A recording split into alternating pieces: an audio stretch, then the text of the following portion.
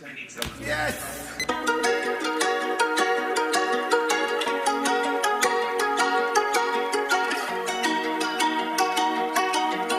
What's up, guys? It's your girl Churi, other known as CJ East Coast. I appreciate you guys for checking in on me today. I appreciate you so much. Family and friends, you know who you are. Love you guys. You guys, doing something a little special today.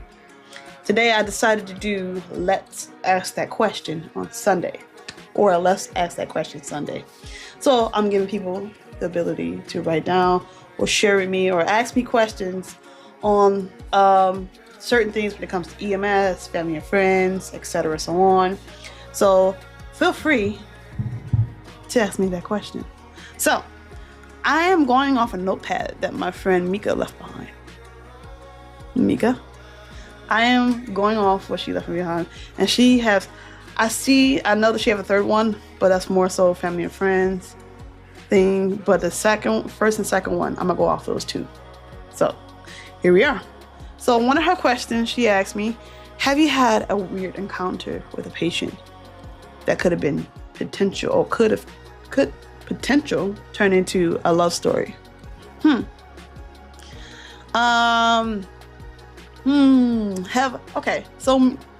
What she's trying to ask me, have I ever come across a patient that somewhat probably would have become a love story in a way? No. Okay, hear me out.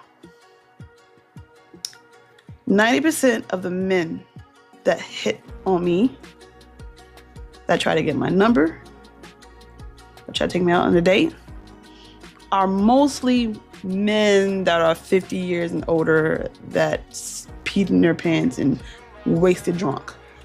They're drunk 90% of the time. That's the guys. Now, have I had younger guys ask, try to get to know me? Yeah. But given the circumstances, the time, that moment, no. I really don't mix work with, intimate stuff like that. I don't. Like, oh my God, I can see my friend asking me, if a really fine man, he was a patient, he called 911, he gets on my truck and he asks me out on a date. He's like, hey, Churi, I like to get to know you. I think you're beautiful, etc. So on. You want to go on a date?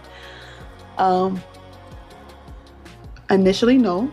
I would say no, because it's just a work thing. It's just a patient emergency technician barrier. Now, if I seen this guy in public, let me get you there. If I saw this guy in public and he comes up to me and says, hey, I remember you. You came to you came to my call. I was sick, da-da-da-da.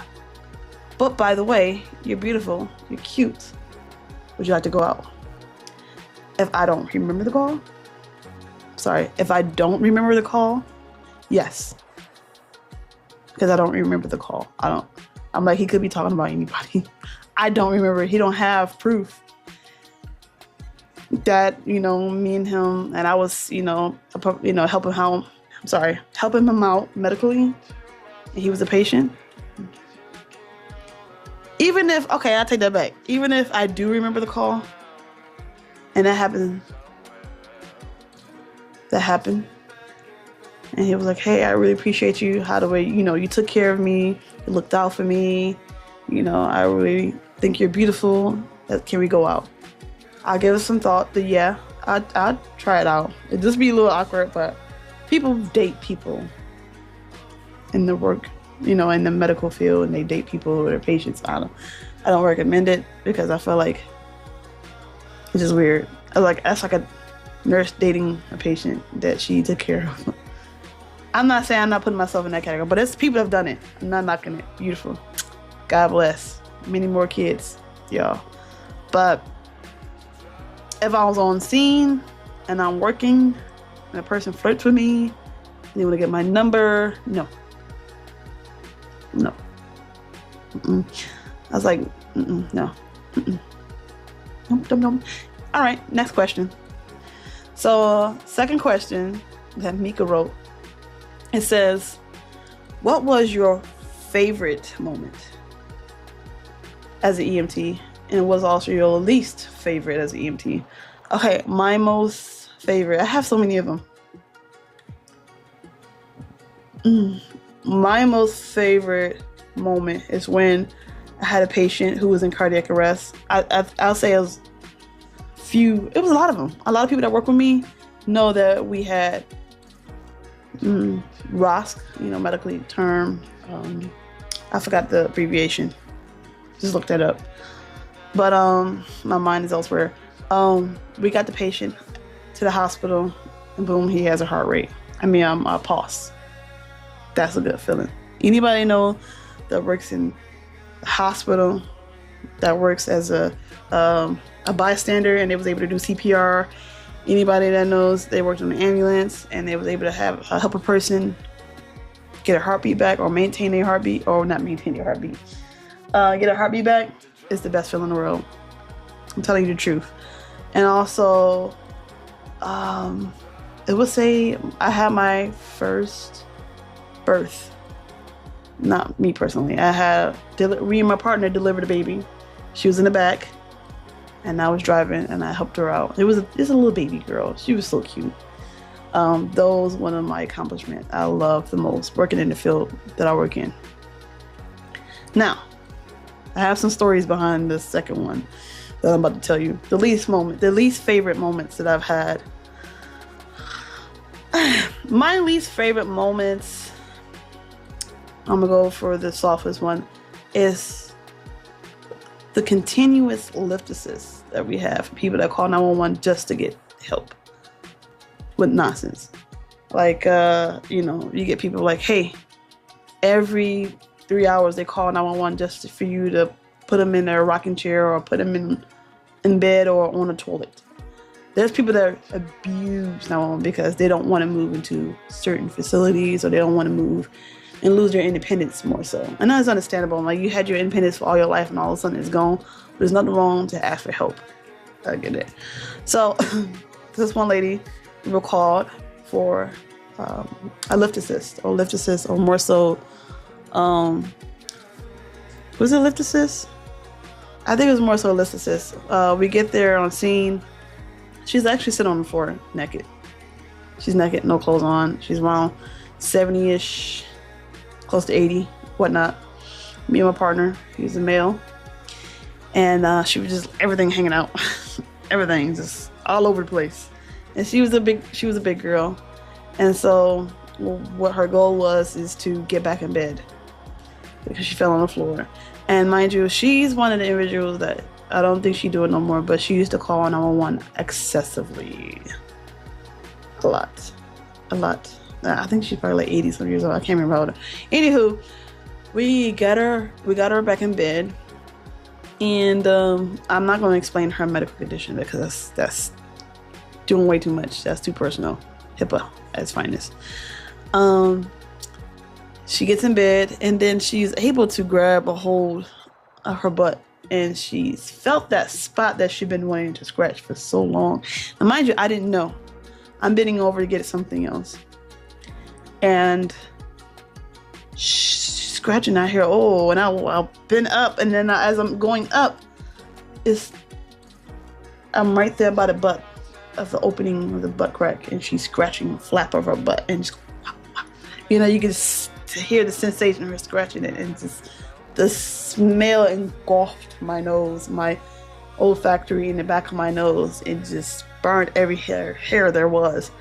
She was going at it, and it was apparently the best scratch she ever had in a long time. Me and my partner was through. My partner was like 20 something years at the time. I think I was like in my late 20s, early 30s. I can't remember. I'm not that old. I'm not far off from beginning of 30 anyway. But he was just disgusted. He was just like, oh my gosh. Now, he's like something that you can't get out in your mind. You're stuck with it. Only way you can get rid of it if you just whatever. I don't know. But it's embedded in my brain. I'm sure it still is in his brain. I haven't seen him in a couple of years. But after that incident, we're like in shock. Like, oh my gosh, I can't believe the lady busting wide open just to scratch her cheek. You can smell every odor there is coming out of that cheek. I stepped in her poop. I didn't know there was poop on the floor. I didn't know. And usually she has a toilet, a commode right next to her bed, so she stands up and she sits on it. And I stepped in it. You know how I found out I stepped in it? We were able to get back to our truck. And I get to the truck. I'm like, wow, what's that smell? What's that smell? I'm like, what's this strong manure smell? Like very stink poop smell in our truck. And I'm like, it wasn't like this when we left out of the truck. Now we get back in the truck. It's doo-doo smell. And I'm like, something told me to check on the bottom of my shoes. I did. And I stepped in human poop. And people were like, oh, that's nothing. That time, after just witnessing a butt-naked woman scratch her booty hole with her nails, and I stepped in her poop afterwards, that's enough. That took the cake. I was done for the day. Now, it don't end there. It does not end there, ladies and gentlemen. The same lady and me and a total different partner were called to the scene again. And, you know, same old stuff. Had to help her out. Blase blah. We got her in bed because she was sitting on, you know, using the restroom. We got her back in bed. Again, like I said, she used to call. I don't think she do it no more, but she used to call so much. Got her back in the bed. And she's like, I got a little chafing going on in my thighs. You know, hand me that, you know, product. You know, let me put some product on and to help it from like rubbing. I said, okay, cool. My partner got it.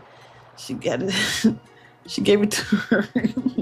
She gave it to her, and the lady, she puts it on the chafe area, right? And I guess, you know, me and my partner were just like talking to each other, and I guess my partner having to look over, and the lady was doing her own thing, and it's something that she ain't messed with in many years.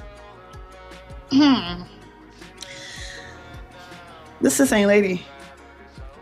Same lady. The way we had to witness, it's like I get traumatized. This is my partner's very first time getting traumatized. I got traumatized twice. I cannot undo that. How do you undo that?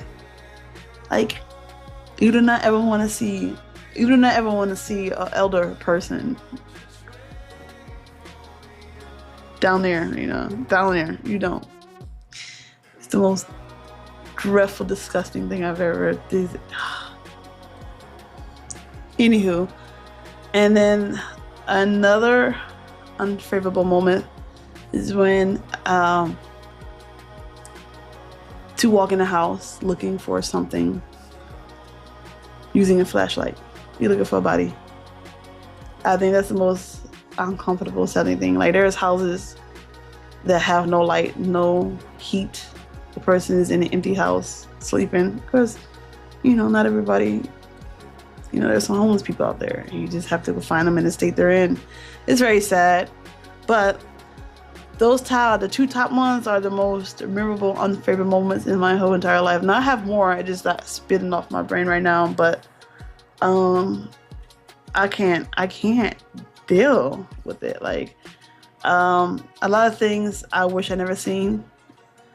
And yeah. But I have some more to share with you guys next week. We're going to be talking about the 5 times that I came across sex trafficking. It started when I was 19 years old. Until now, like on the age I am right now, 34. I came across it 5 times. That tells you guys got to keep a lookout out there, honey. Because people are just out here doing cruel stuff. But the story is very weird. It's very, very weird, you guys. And I want you to stay tuned, you know, because I want to give you ideas of different ways they're doing it. And yeah, stay tuned. If you want to watch more videos, please subscribe, because you will see another video pop up of mine. Please like and share if you can. Like I say, I thank you guys so much for tuning in with me today. And I hope you enjoyed this video. You guys have an awesome day and stay well rested. Peace out.